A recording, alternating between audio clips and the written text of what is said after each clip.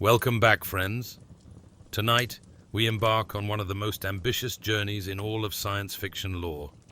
A tale of vision and ambition, of brotherhood and betrayal, of hope extinguished and darkness ascendant. This is the story of the Emperor's Great Crusade, a 200-year odyssey across the stars that would reshape the galaxy forever, and whose echoes still reverberate 10,000 years later in the grim darkness of the far future. There are moments in history that serve as fulcrums upon which entire civilizations pivot. Moments when the trajectory of countless billions of lives shifts irrevocably from one path to another. For humanity, scattered and broken across a million worlds, one such moment came with the ending of the Age of Strife and the emergence of a being who would reshape the destiny of the human species itself. For 5,000 years, humanity had suffered. The great stellar confederation that had once united human worlds across the galaxy had collapsed into chaos and barbarism. Warp storms, those terrifying tempests in the realm beyond reality, had made travel between stars impossible. Worlds that had once been connected by trade and culture found themselves isolated, cut off, alone in the darkness. On countless planets, human civilization regressed to primitive states. Technology was lost, knowledge was forgotten, and in the void between stars, things that hungered for human souls grew strong. This was the Age of Strife, and it seemed as though humanity's brief moment of greatness, its golden age of exploration and technological wonder, had been nothing more than a fleeting dream before the long night of extinction. But on Terra, the ancient homeworld of humanity, something was stirring. Someone was preparing to act. The Emperor of mankind had walked among humans for tens of thousands of years. According to older imperial records, he was born in the 8th millennium before the Common Era, somewhere in the region that would one day be called Anatolia. His true origins remain obscured, though some ancient texts speak of him as the collective reincarnation of all the shamans of Neolithic humanity, their souls and psychic powers merged into a single immortal being. Whether this account is literal truth or allegorical myth is a matter of debate among imperial scholars, but what cannot be disputed is what he became. The most powerful psyker ever to exist, a being of immense knowledge and terrible purpose. For millennia, he had guided humanity from the shadows, taking the form of influential advisors, pioneering scientists, crusading religious leaders, and visionary philosophers. He had watched civilizations rise and fall. He had seen humanity's triumphs and its countless failures. He had witnessed the birth of the chaos gods in the warp, those malevolent entities formed from the darkest emotions of sentient beings, and he had formulated a plan. During the Age of Strife, as Terra itself descended into techno-barbarian warfare, the Emperor finally stepped from the shadows. No longer would he guide from behind the scenes. The time for subtlety had passed. If humanity was to survive, if it was to have any chance against the threats that lurked in the darkness, it would require unification, it would require strength, it would require sacrifice, and it would require him to reveal himself as what he truly was, the master of mankind. The Unification Wars that followed were brutal beyond measure.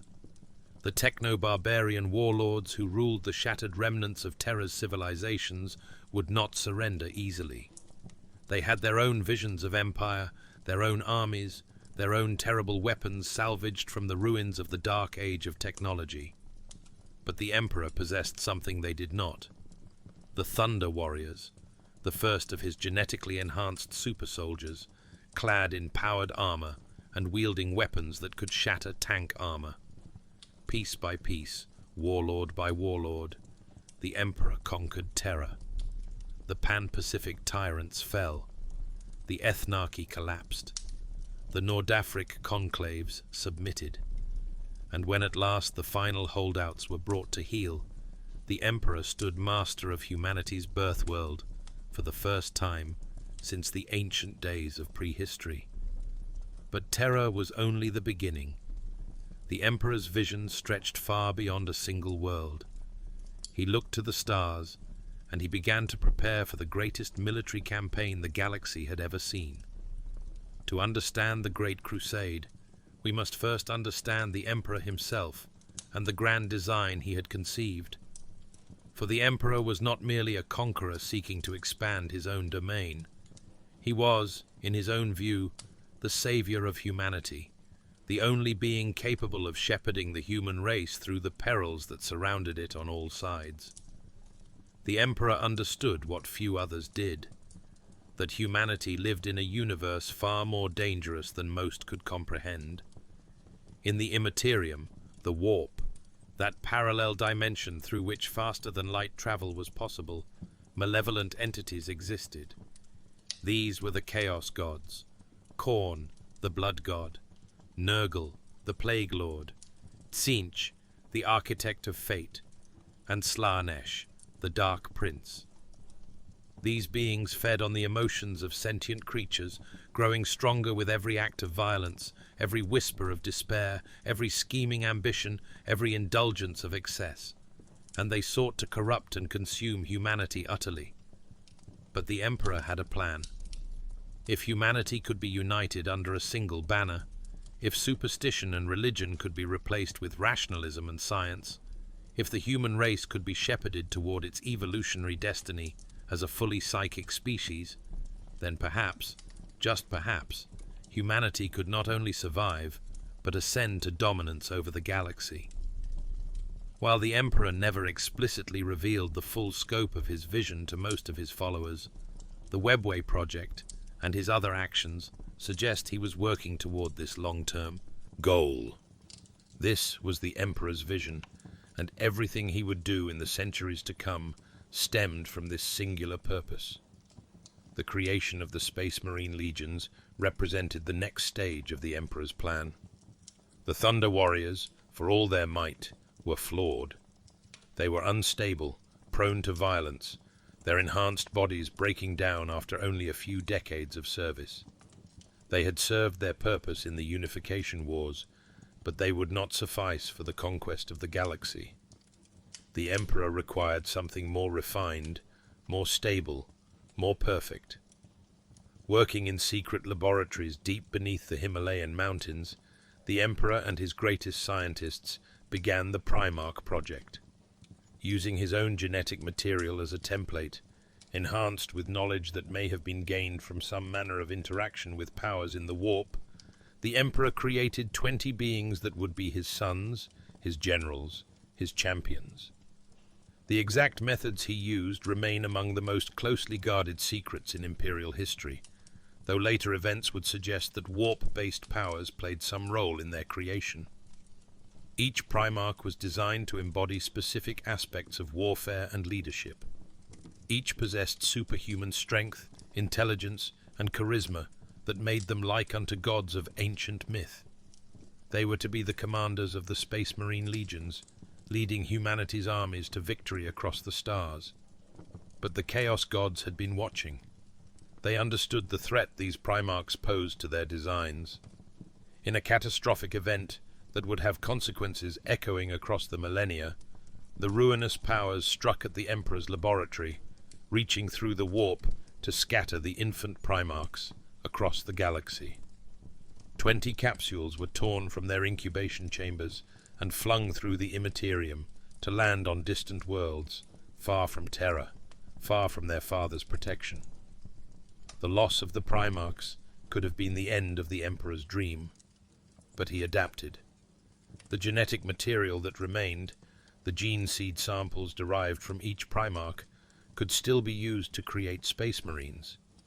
These would be warriors enhanced far beyond normal human capacity, wearing suits of powered armor that made them walking tanks, wielding weapons that could reduce enemies to atoms. They would be organized into 20 legions, each bearing the genetic signature of one of the lost Primarchs. And when those Primarchs were eventually found, they would take command of their respective legions. Even as the Emperor prepared his military forces, he also prepared the ideological foundation upon which his Imperium would be built. This was the Imperial Truth, a doctrine of militant atheism and scientific rationalism that would replace the myriad religions and superstitions that had divided humanity for so long. According to the Imperial Truth, there were no gods, no spirits, no supernatural entities. All phenomena could be explained through science and reason. Humanity's previous reliance on religion and superstition had been the source of endless conflict and had made it vulnerable to manipulation by the forces of chaos. The Imperial Truth was, in many ways, a calculated strategy rather than the Emperor's genuine belief. The Emperor knew full well that entities in the warp existed, beings that could reasonably be called gods given their immense power. Based on his actions throughout the Crusade, it seems clear he understood that these entities fed upon belief and worship. By denying their existence, by spreading atheism throughout humanity, he appears to have hoped to starve the chaos gods of the emotional sustenance they required. This interpretation is supported by the extreme measures he took to suppress knowledge of chaos, even from his own sons. It was a deliberate deception, one that would have profound consequences when the truth could no longer be hidden. To spread the Imperial Truth across the worlds that would be conquered during the coming Crusade, the Emperor created the corps of iterators. These were not warriors, but orators, philosophers, and educators, trained by Malcador the Sigillite, the Emperor's closest advisor, to be silver-tongued proponents of rationalism. They would accompany every expedition fleet, and on each newly compliant world, they would work to dismantle religious structures and replace them with the teachings of science and reason. The Emperor also forged an alliance that would prove crucial to his plans. Mars, the red planet that had been transformed by human colonists into a forge world during the dark age of technology, was home to the Mechanicum. This techno-religious cult worshipped a deity they called the Omnissiah, the machine god, and they possessed knowledge of technology that had been lost on Terra. The Emperor, in a calculated move, allowed the Mechanicum to believe that he himself was the physical manifestation of the Omnissiah. This convenient theological identification secured the alliance, and with it, the Emperor gained access to the Mechanicum's vast manufacturing capacity and their knowledge of advanced weapons and machines. With Mars under his control, the Emperor could begin constructing the enormous fleet that would carry his forces across the stars. Shipyards in orbit around Terra and Mars worked ceaselessly, producing hundreds, then thousands of vessels. He also initiated construction of the Astronomicon, a vast psychic beacon powered by his own tremendous psychic might, amplified by a throne of golden machinery. This beacon would pierce through the turbulent currents of the warp, serving as a lighthouse by which navigators could guide their ships safely through that treacherous realm. The Emperor also created specialized forces to serve specific functions during the Crusade. The Sisters of Silence, an order of pariah women who possessed the rare trait of being psychic nulls, beings whose very presence dampened the powers of psychers, would serve to counter enemy witches and protect against demonic incursions. The Legio Custodes, the Emperor's personal bodyguard, were warriors even more enhanced than the Space Marines, created through alchemical processes that transformed them into perfect guardians. Unlike the Space Marines, who were created en masse, each custodian was a unique work of art, a perfected warrior. In the final years before the Great Crusade's launch, the Emperor consolidated his control over the Sol system. The moon, Luna, was brought to compliance, its gene cults overthrown. The moons of Jupiter and Saturn, ruled by alien overlords who had enslaved human populations during the Age of Strife, were liberated in campaigns of breathtaking violence. Neptune's orbital cities were claimed. The infrastructure for an interstellar empire was being built, piece by piece. And then, as the warp storms that had isolated humanity for 5 millennia finally began to subside, as travel between the stars once again became possible, the Emperor gave the order. The Great Crusade would begin. Humanity would reclaim the galaxy, one world at a time. The scattered children of Terra would be reunited under the Emperor's banner, and any who stood in the way, whether alien or human, would be destroyed. In the year 798 of the 30th millennium, approximately 800 years before the birth of the Imperium, as it would exist in the 41st millennium, the first expedition fleets departed from Terra. These were the vanguard of the Great Crusade, and each represented an immense concentration of military might. At their core were the Space Marine legions, organized into companies and chapters, each legion bearing the genetic legacy of one of the 20 scattered Primarchs.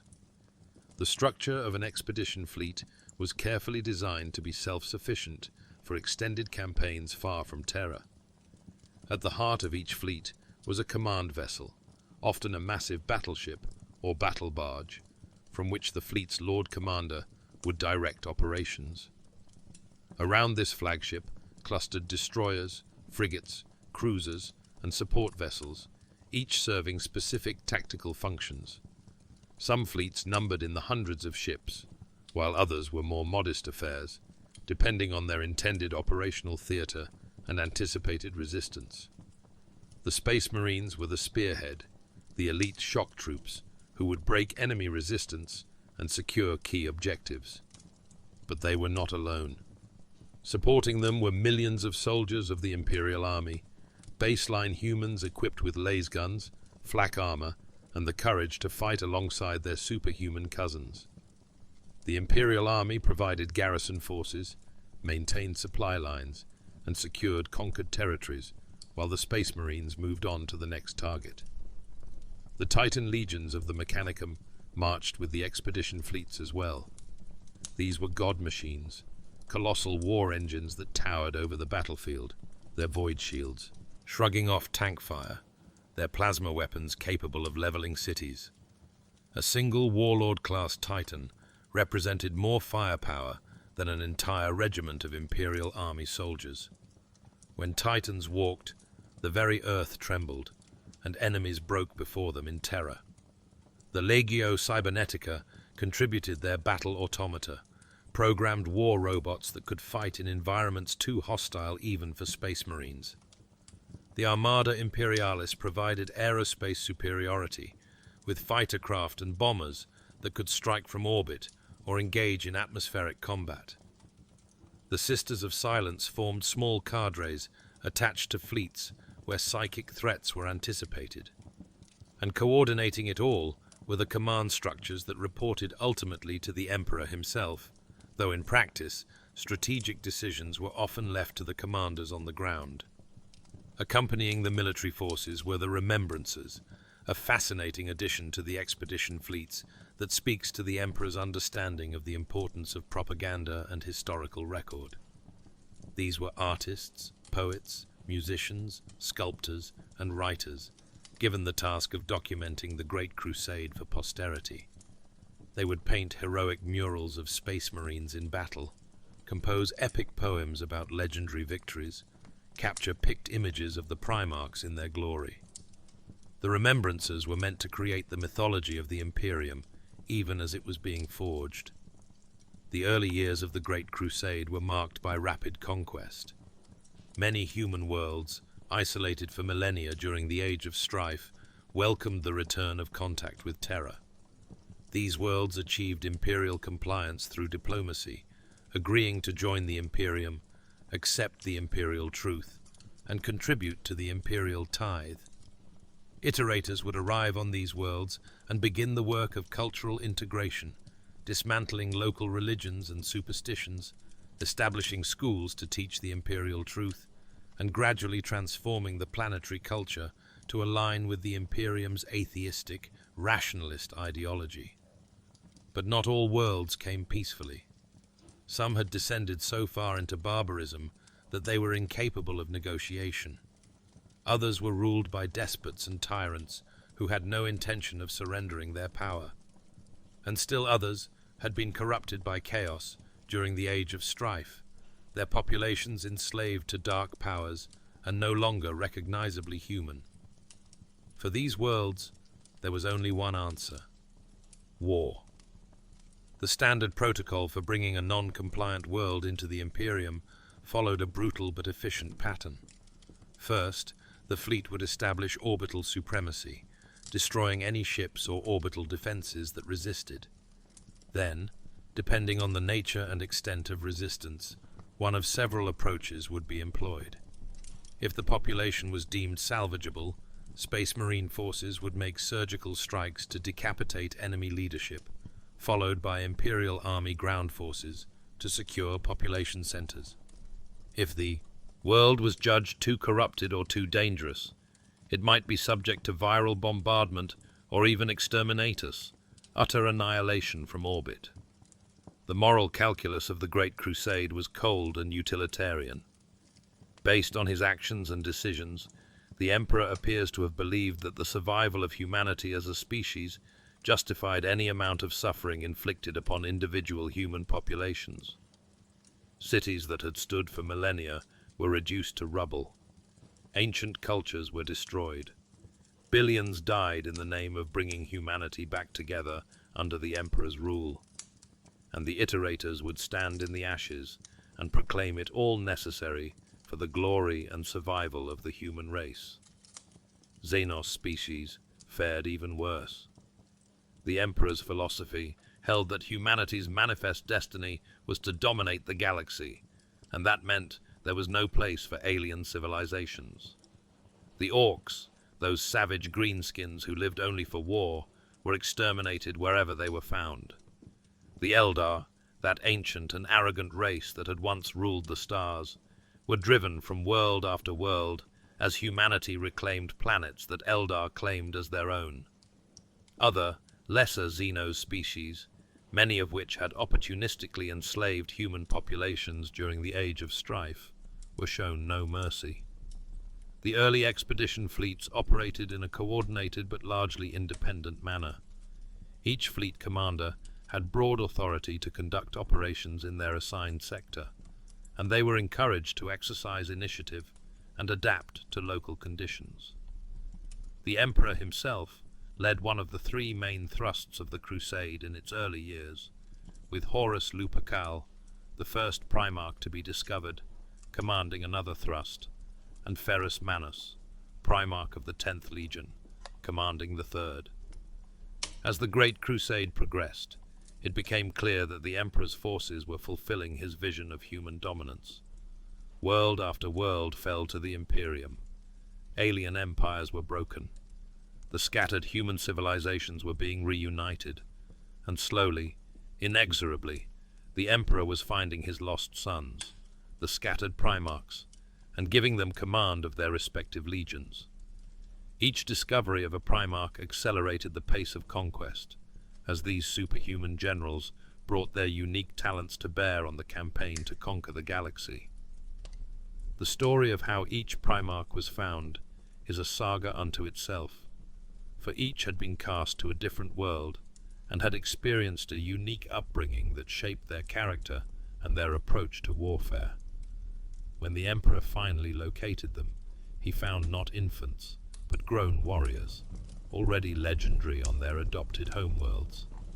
The process of integrating them into the Crusade, of giving them command of legions that had been fighting for decades without them, was not always smooth, but it was essential to the Emperor's plan. Horus Lupercal was the first to be found, discovered on the planet Chthoniya, a mining world riven by gang. Warfare.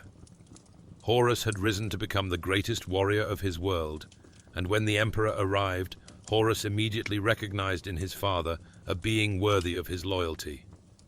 The Emperor took Horus under his direct tutelage, spending 30 years with him before the next Primarch was found, forging a bond between father and son that seemed unbreakable.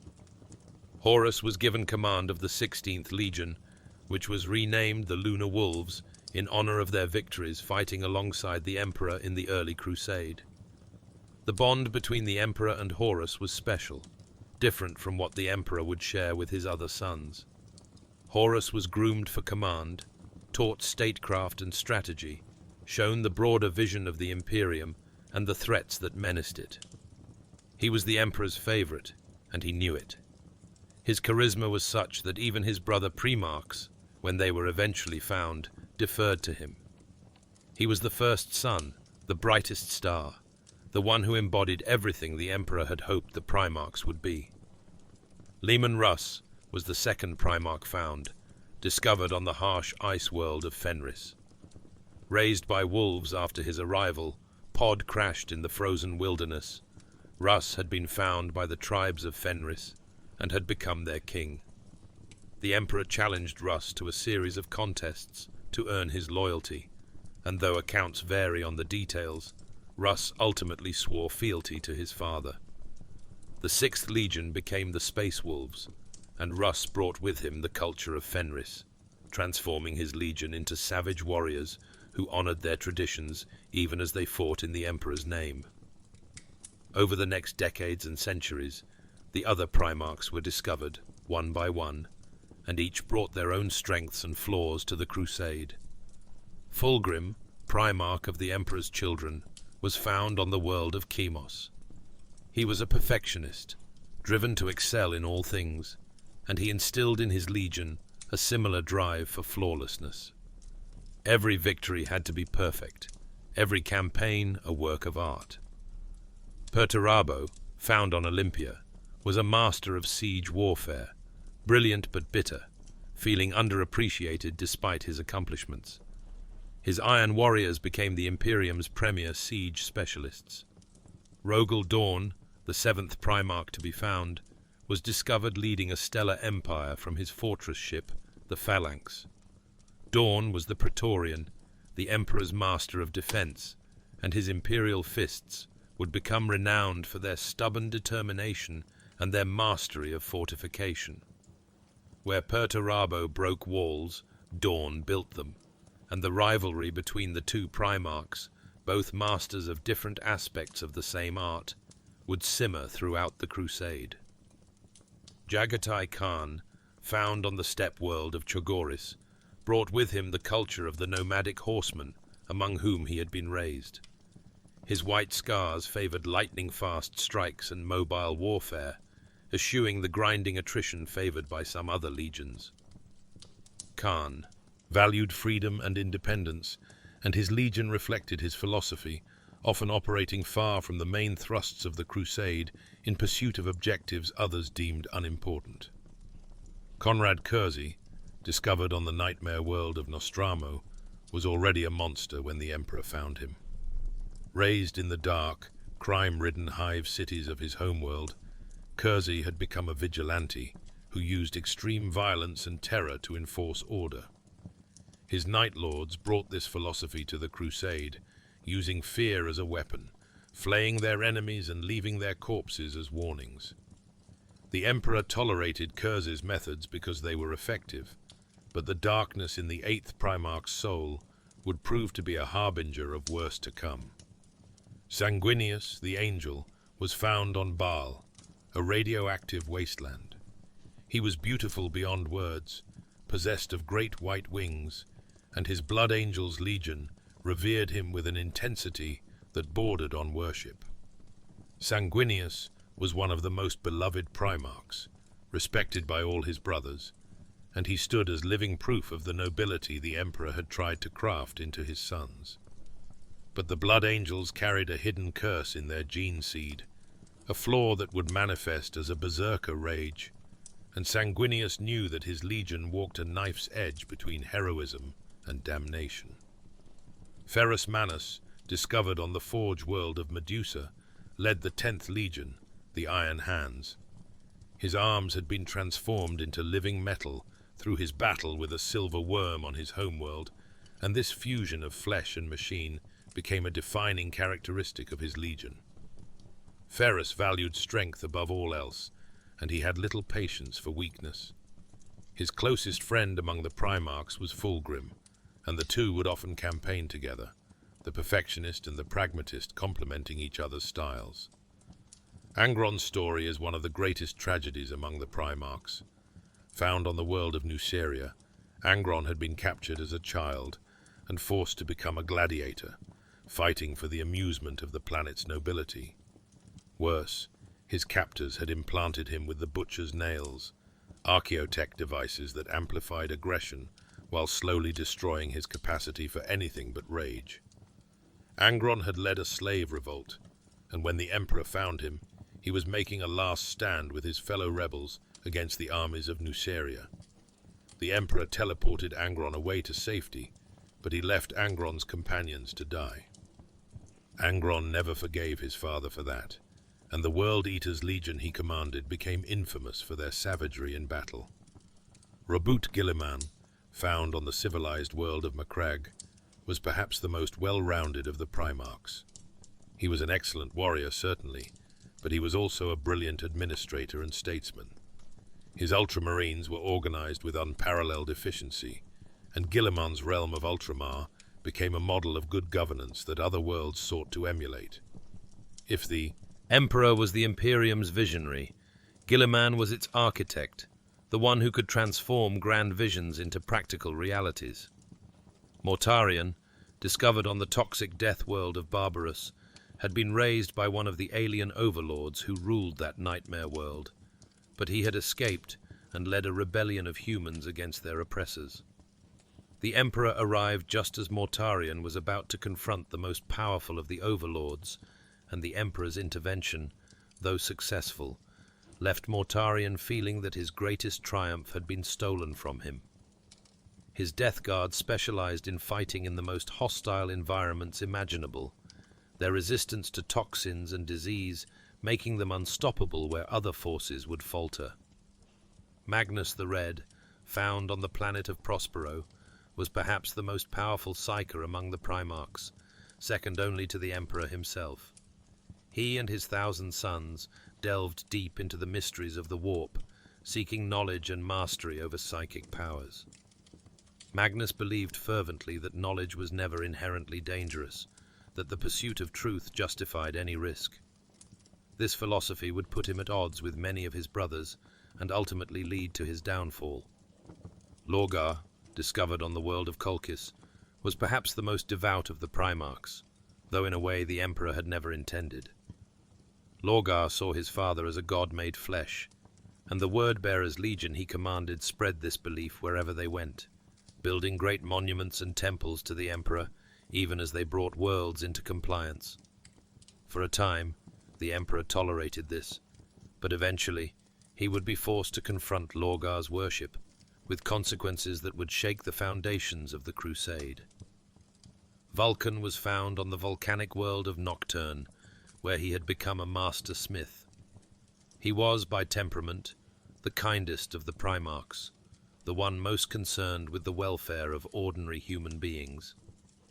His salamanders valued craftsmanship and the protection of innocence, and they often remained behind on conquered worlds to ensure the transition to imperial rule was as smooth as possible.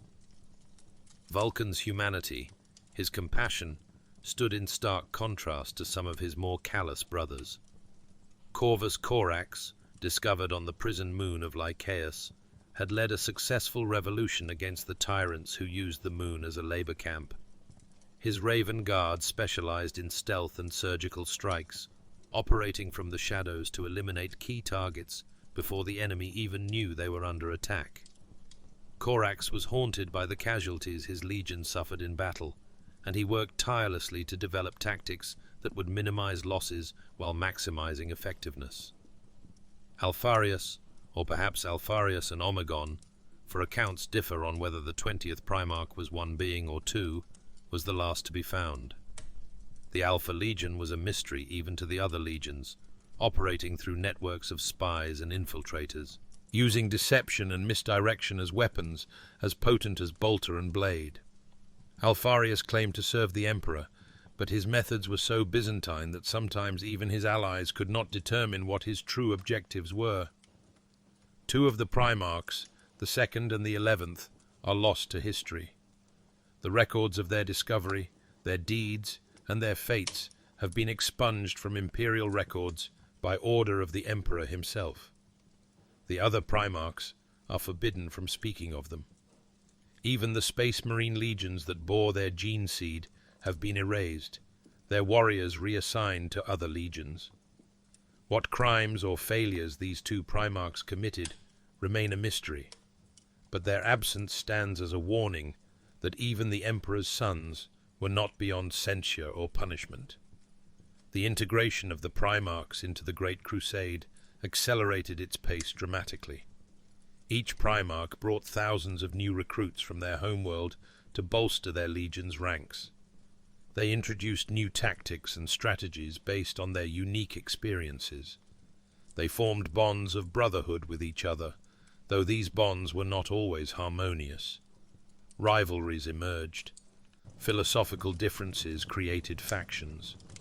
The seeds of future conflicts were being planted, even during these halcyon days of victory. As the Great Crusade progressed into its 2nd and 3rd centuries, the scale of the Imperium's expansion was staggering. At its height, there were 4,287 primary expedition fleets engaged in active operations, with another 372 in the process of refitting or regrouping. Millions of worlds had been brought into Imperial compliance. The Imperium stretched across vast swaths of the galaxy, and humanity had reclaimed its place as the dominant species in the Milky Way. Not all campaigns were equal in their significance, but certain battles and conquests stood out as defining moments of the Crusade. The Rangdan Xenocides, fought in the galactic north, represented one of the bloodiest campaigns of the entire Crusade. The Rangdan were a Xenos species of terrifying capability, possessing advanced technology and the ability to take control of human minds. The wars against them lasted for decades and consumed the lives of billions of Imperial soldiers and hundreds of thousands of Space Marines. At one point, the Rangdan threat was so severe that it was believed the Imperium itself might fall. But through the coordinated efforts of multiple legions and the personal intervention of the Emperor, the Rangdan were finally defeated, though at terrible cost. The Interrex, a human civilization that had been isolated during the Age of Strife, presented a different kind of challenge. They had created a harmonious society that included Xenos allies, and they had developed technology that in some ways surpassed that of the Imperium. Some Imperial commanders argued for diplomacy, for attempting to integrate the Interrex peacefully. But the Interrex rejected the Imperial Truth and maintained their alliance with aliens. When conflict finally erupted, possibly orchestrated by forces working against the Imperium's interests, the Interrex was destroyed. This campaign highlighted one of the fundamental contradictions of the Great Crusade. It claimed to be reuniting humanity, yet it destroyed human civilizations that refused to conform to the Emperor's vision. But if one campaign could be said to represent the apex of the Great Crusade, it was the Ullanor Crusade. In the year 1031, approximately 2 centuries after the Crusade began, the Imperium faced its greatest challenge yet, in the form of an Orc empire of unprecedented scale. The greenskin overlord Urlak Urg had united numerous Orc clans and conquered 12 star systems, creating an empire that threatened to spill out across the galaxy. The Orc, Wah, was growing stronger with each victory, and if left unchecked, it could potentially overwhelm even the Imperium's vast military might. The Emperor himself took command of the campaign against Ullanor, marshalling the largest military force in the history of the Great Crusade. 100,000 Space Marines from multiple legions, 8 million Imperial Army troops, 600 Imperial Navy vessels, and untold numbers of support personnel converged on the Ullanor system. It was a demonstration of the Imperium's might, a message to the galaxy that humanity would not be denied its destiny. The campaign's strategy was characteristically bold. While the Ultramarines and White Scars legions, supported by newly raised Imperial Army regiments, retook outlying worlds in the Ullanor system, the main thrust was led by Horus and his Lunar Wolves. Employing the tactic that Horus had perfected, The strategy was to strike directly at the enemy command structure. If Urlak-Urg could be killed, the Orc Empire would collapse into infighting and chaos. The assault on Ullanor Prime, the capital world of the Orc Empire, was a masterpiece of coordinated warfare. Drop pods rained from the sky like meteors, each carrying a squad of space marines who burst from their pods already firing, cutting through Orc forces with brutal efficiency. Behind them came waves of Titans, their void shields blazing as they absorbed Orc fire, their plasma weapons reducing Orc fortifications to slag. The Legio Titanica walked across the battlefield like gods of war made manifest, and before them, the Orcs broke and fled. Horus led the killing stroke personally. Fighting his way through the fortress palace where Urlak-Urg made his stand, Horus confronted the massive Orc overlord in single combat. The battle was brief but ferocious, and when it ended, Horus stood over the corpse of the greatest Orc warlord the galaxy had seen in millennia. With their leader dead and the heart of their empire destroyed, the Orc forces scattered. Subsidiary campaigns would continue for years, hunting down the remnants of the WAG, but the threat had been broken. The victory at Ullanor demanded celebration on a scale befitting its significance. The Emperor ordered the Mechanicum to terraform an entire continent of Ullanor Prime, using massive geoformer engines and millions of servitors, prisoner slaves, and thralls. They flattened the landscape and laid down a mirror-smooth granite parade route 5 kilometers wide and 500 kilometers long. Along its entire length were mounted the skulls of Orcs slain in the battle. At the end of this vast boulevard, a citadel was constructed atop a mountain, and there the Emperor would preside over the greatest triumph the Imperium had ever seen. The triumph at Ullanor brought together military forces from across the galaxy. Every soldier who marched in that triumph had been selected for their valor and conduct during the campaign. They wore their uniforms with pride, and each was awarded the Ullanor Triumph Bar, forged from melted-down bolter shells recovered from the battlefield, a badge of honor they would wear for the rest of their lives. The Imperial Army and Titan legions formed bracketing formations, a sea of troops and towering war machines. Above them, 1,000 aerospace fighters streaked across the sky, and higher still, Imperial warships moved through the upper atmosphere in gestures of renewed fealty. But the true spectacle was the Space Marine legions. 14 of the 20 legions were represented at Ullanor, standing in perfect formation, their armor gleaming, their banners held high. And standing before their legions were 9 Primarchs: Sanguinius, with his great white wings; Mortarion, grim and unyielding; Magnus the Red, his psychic might evident even to those without the witch sight; Angron, barely containing his rage; Jagatai Khan, restless as always; Lorgar, the word-bearer; Rogel Dawn, the Praetorian; Fulgrim, the epitome of perfection; and at the center, Horus Lupercal, the hero of Ullanor. The Emperor himself presided over the ceremony, and when he spoke, his voice carried to every warrior assembled. He spoke of the great Crusade's accomplishments, of the worlds brought into imperial compliance, of the alien threats defeated, of humanity's return to greatness. He praised the valor of those who had fought and the sacrifice of those who had fallen. And then he made an announcement that shocked all present. The Emperor declared that Horus Lupercal would henceforth hold the newly created rank of War Master, with supreme command over all the military forces of the Imperium. All other Primarchs would answer to Horus. All expedition fleets would follow his strategic direction. The Emperor himself would return to Terra to attend to matters of governance, leaving the continuation of the Great Crusade in Horus's hands. To symbolize this new role, Horus was granted the enormous mace Worldbreaker, and his lunar wolves were renamed the Sons of Horus in his honor. The reaction among the Primarchs was mixed.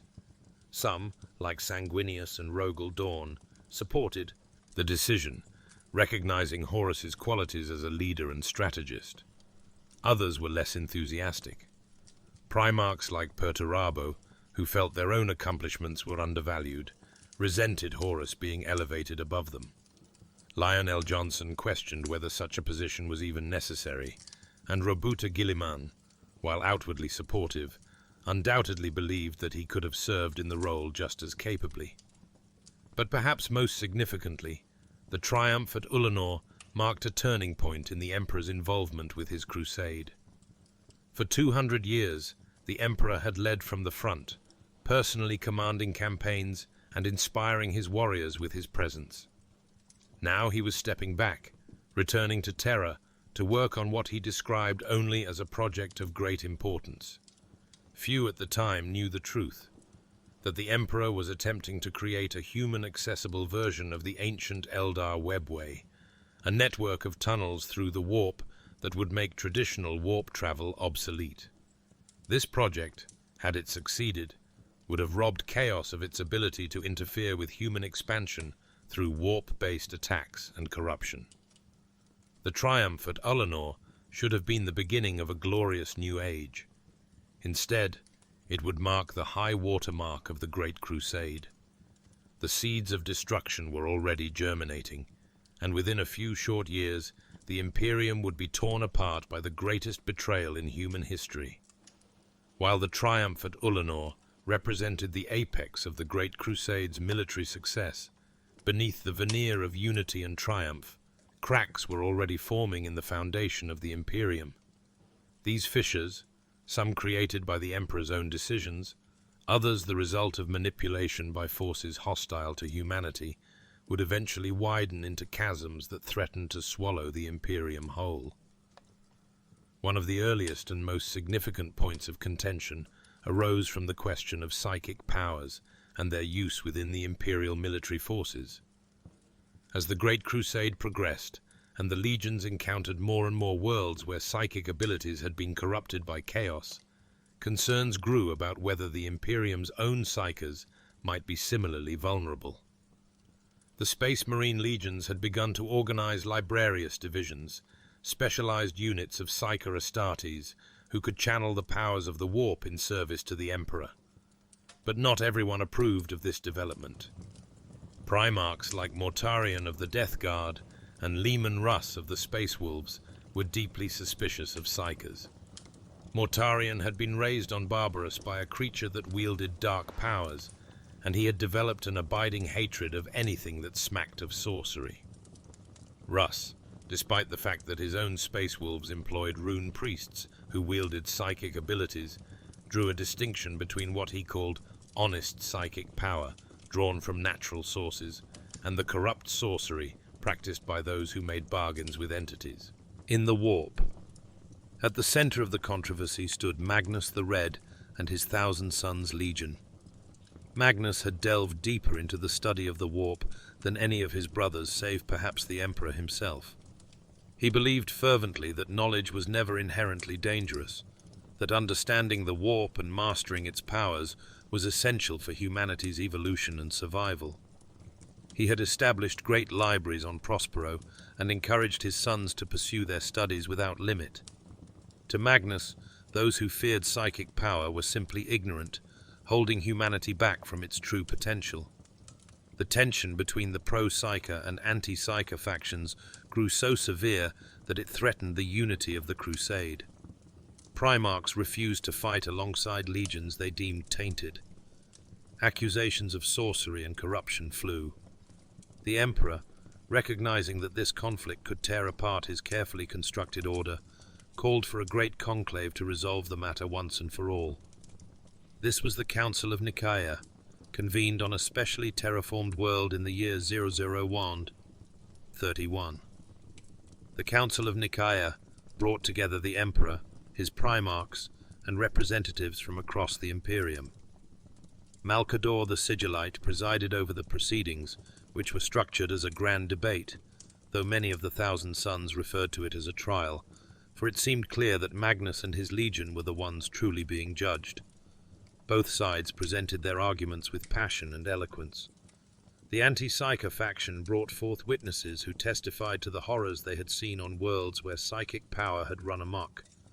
They spoke of populations enslaved to demonic entities, of cities consumed by warp fire, of mutations and corruption spreading like plague wherever sorcery was practiced. They argued that any use of psychic power opened the door to corruption, that it was impossible to wield such abilities safely, and that the risk to humanity was simply too great to justify. Magnus spoke in defense of psychic powers with characteristic eloquence. He argued that fear of the unknown was holding humanity back, that psykers were like any other tool, capable of being used for good or ill depending on the wielder's intentions. He told the parable of men sitting in a cave, content with the light from their fire, and of one man who discovered the greater light outside and worked to bring it to his fellows. Magnus positioned himself as that enlightened figure, bringing illumination to those still dwelling in darkness. The debate reached a crescendo when a group of Space Marine librarians approached the dais and offered a compromise. They proposed that psykers should indeed be allowed to serve in the Imperial military, but under strict regulation and oversight. Librarians would be carefully trained, their powers channeled according to approved doctrines, and any who strayed from these guidelines would be censured. It was a middle path, an attempt to satisfy both factions by allowing psykers while constraining them with rules. But the Emperor rejected the compromise. In a decree that shocked many present, he ruled that the use of psychic powers by Space Marine legions would be banned entirely. All librarius divisions were to be disbanded. Those Space Marines who possessed psychic abilities would return to conventional combat roles and would be forbidden from using their gifts. The only exceptions would be navigators, essential for space travel, and sanctioned astropaths, necessary for communication across interstellar distances, both of whom would remain under strict Imperial control. Magnus was devastated. He attempted to argue, to protest that the Emperor was making a terrible mistake, but the Emperor was adamant. The Council of Nikaea also established the position of chaplain within each legion, a non-psychic religious watchdog who would monitor the spiritual health of the legion and ensure compliance with Imperial doctrine. The decree was final, and Magnus was forced to bow his head and accept his father's judgment, though inwardly he seethed with frustration and wounded pride. The Council of Nikaea was not the only source of growing discontent among the Primarchs.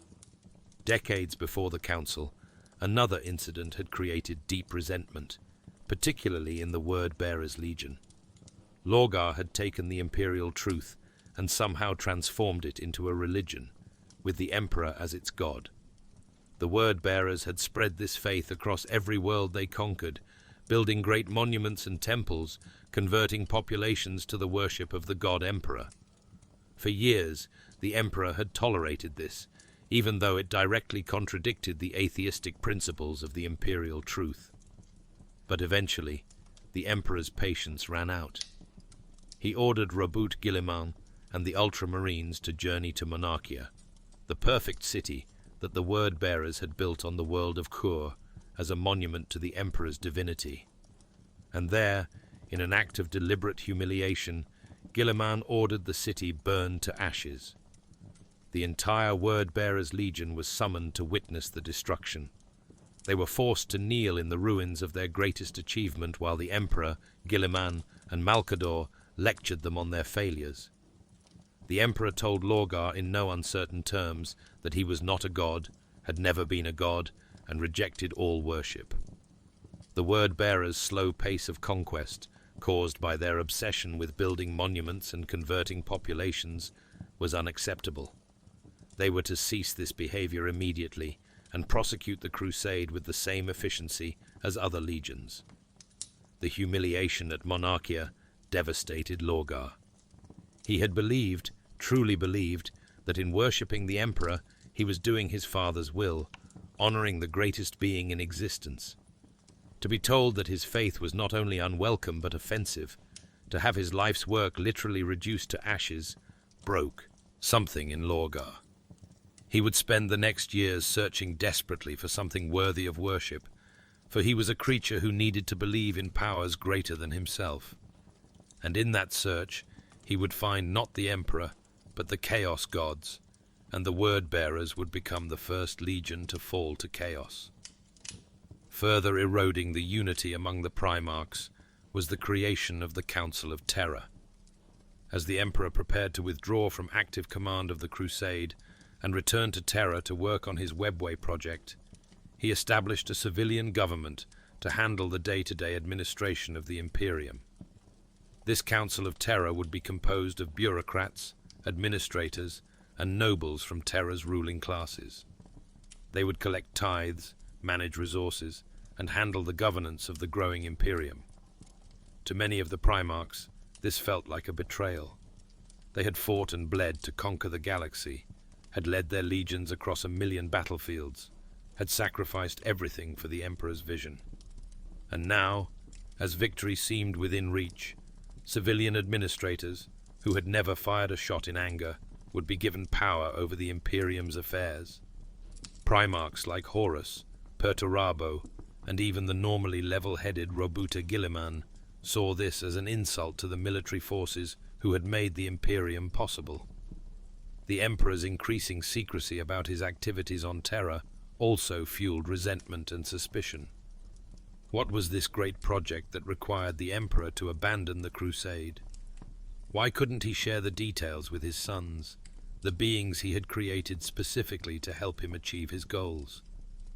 The Webway project was such a closely guarded secret that even most of the Primarchs had no idea what the Emperor was working on. This lack of communication, this sense that the Emperor no longer trusted his sons with full knowledge of his plans, created a barrier between father and sons at precisely the time when unity was most needed. Beneath all these public controversies, a more insidious corruption was spreading through the legions. Warrior lodges, ostensibly harmless fraternities where Space Marines could meet as equals regardless of rank, had been introduced to several legions by the Word-Bearers. At first, these lodges seemed innocuous, offering brotherhood and camaraderie, but they also encouraged secrecy, asking members to keep their activities and discussions confidential. And in that secrecy, seeds of doubt and dissent could be planted.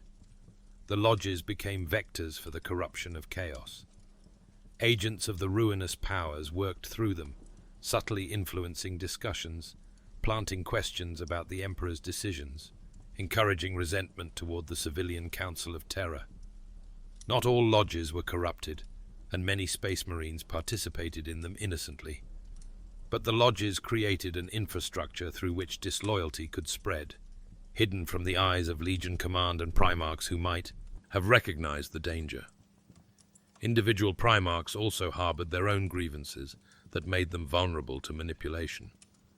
Perturabo felt perpetually underappreciated, given the most thankless siege warfare assignments, while others earned glory in more prestigious campaigns.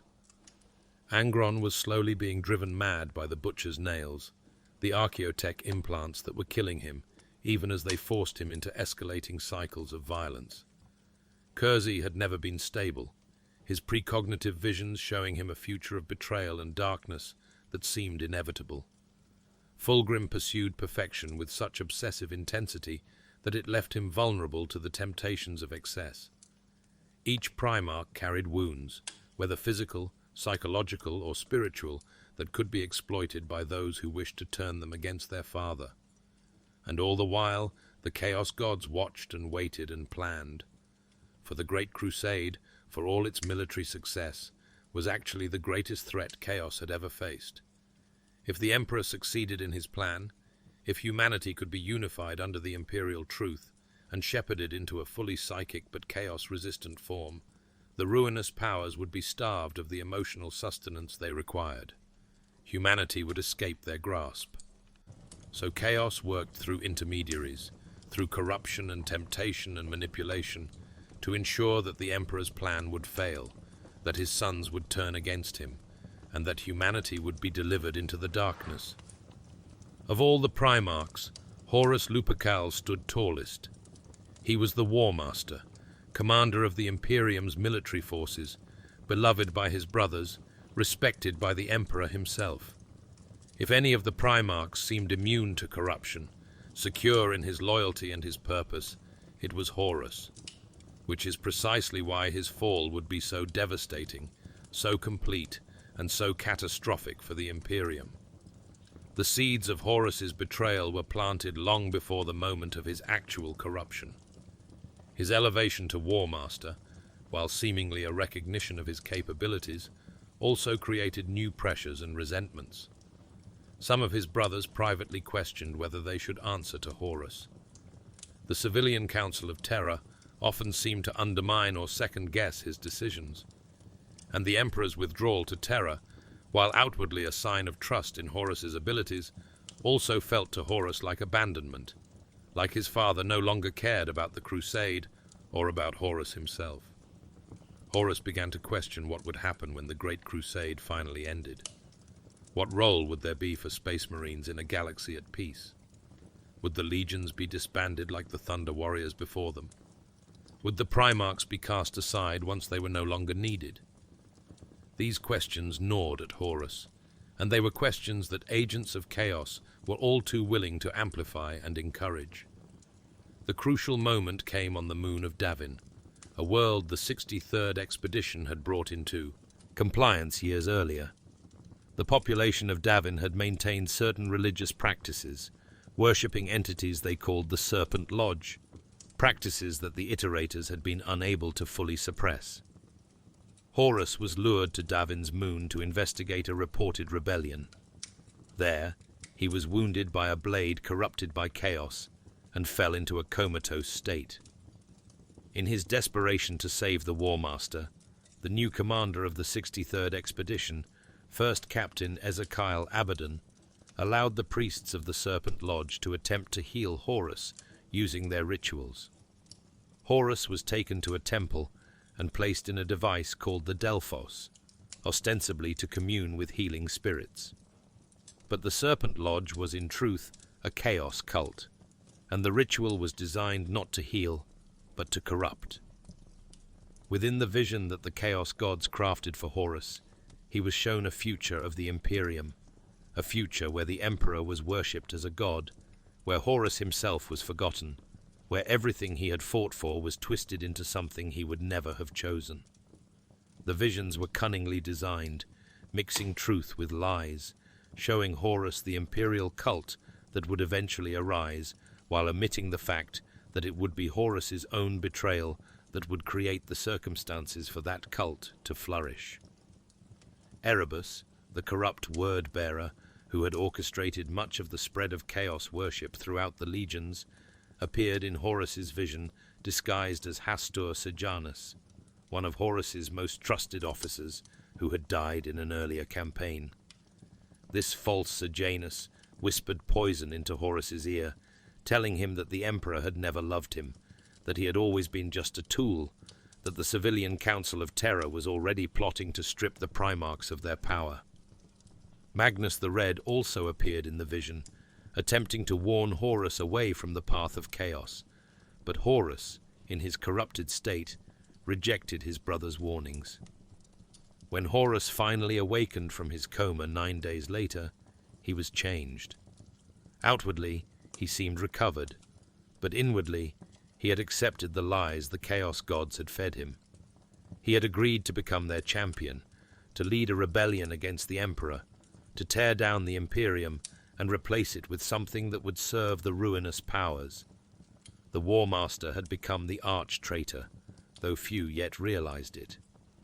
Horus moved carefully at first, consolidating his position and bringing other Primarchs to his cause. Some required little convincing.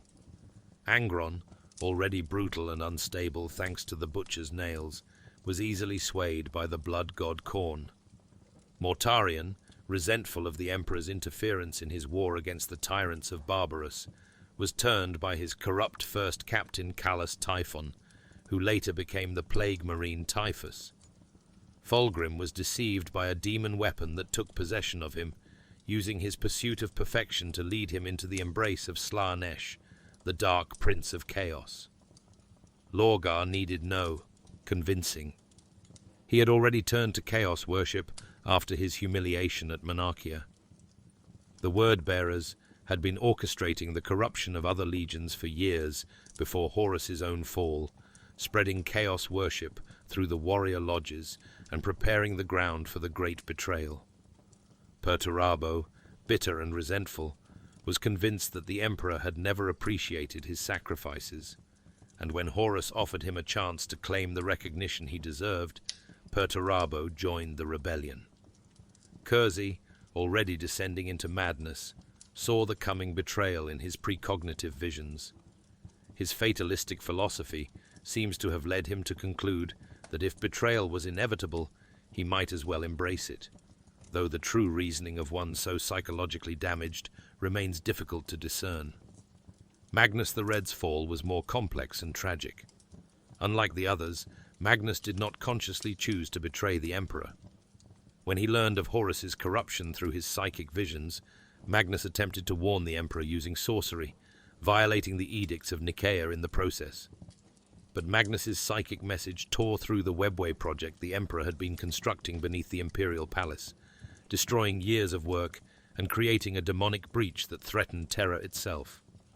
The Emperor, enraged by what he saw as Magnus's reckless disregard for his explicit commands, ordered Leman Russ to bring Magnus to Terra to answer for his crimes. But Horus, already aware of Magnus's attempt to warn the Emperor, intercepted Russ's orders and altered them, turning them from a mission to arrest Magnus into orders to destroy the Thousand Sons Legion entirely.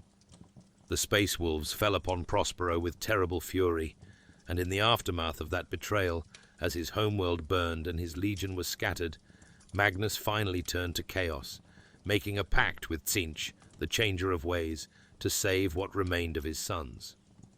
The Alpha Legion's involvement in the betrayal remains a mystery, even 10,000 years later.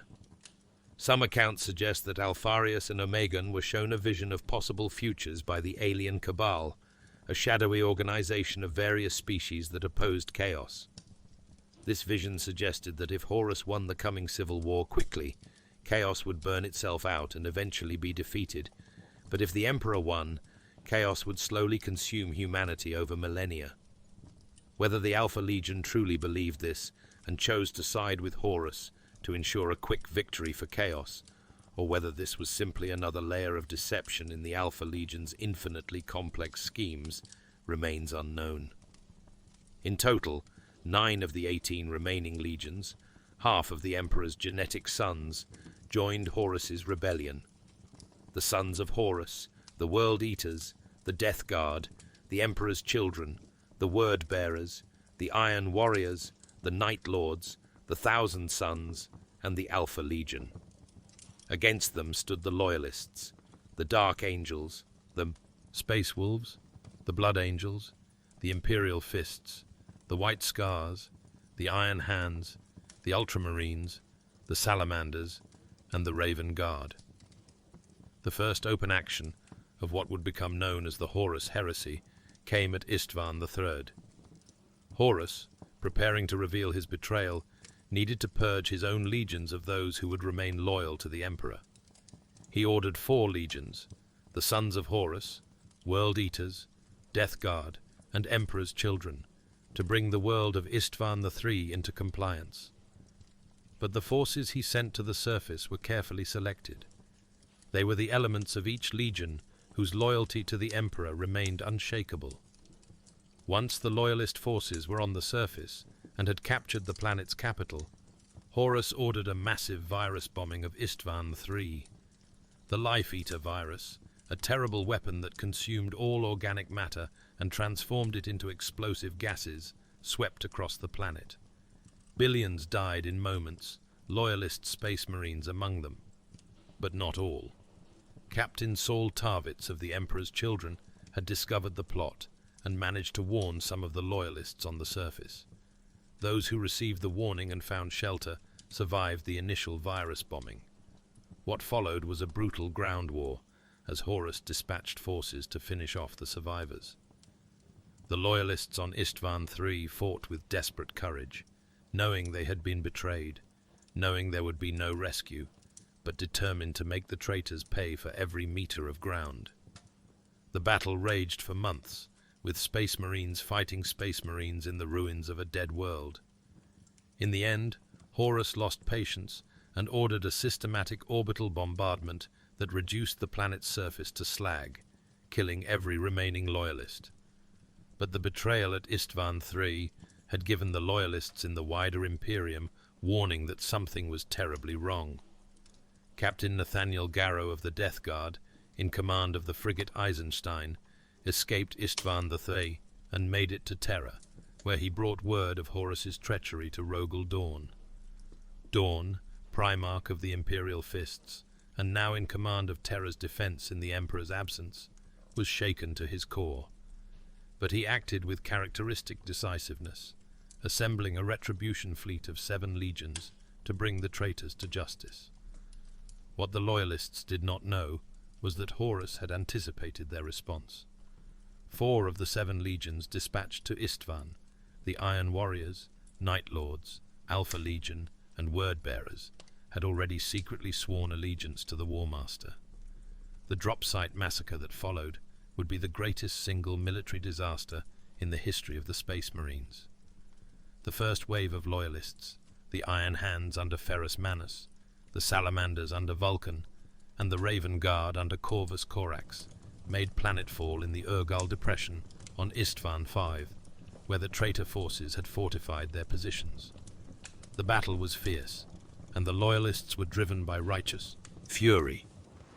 Ferrus Manus, in particular, was enraged by the betrayal of his closest friend, Fulgrim, and led his Iron Hands in a furious assault against the Emperor's children.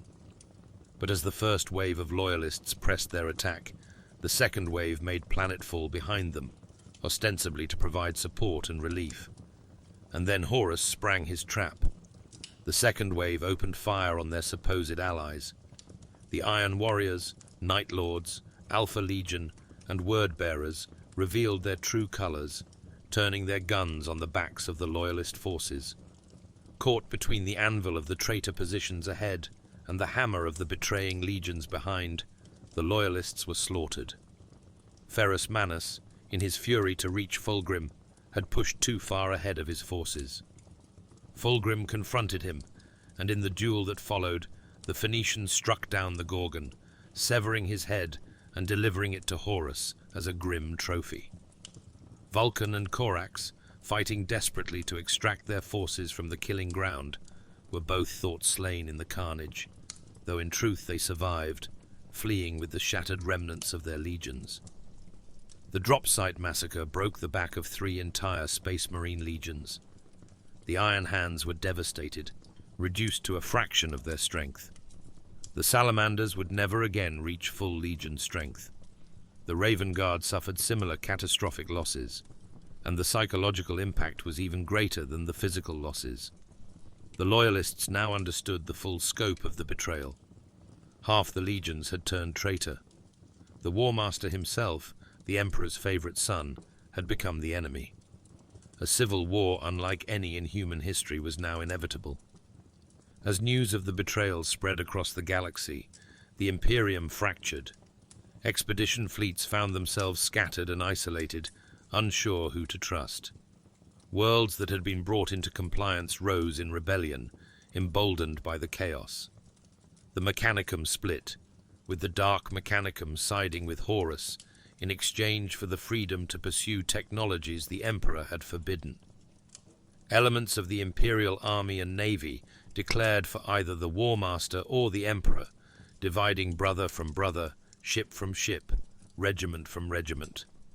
The Great Crusade, that magnificent 200-year campaign to reunite humanity and forge an empire that would stand eternal, had ended.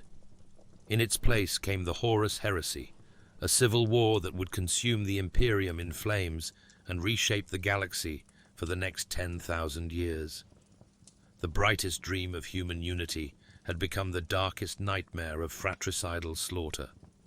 And the Emperor's grand plan, so carefully constructed, was coming apart at the seams as brother fought brother across 1,000,000 worlds. The Emperor's Great Crusade stands as one of the most ambitious undertakings in the history of the galaxy.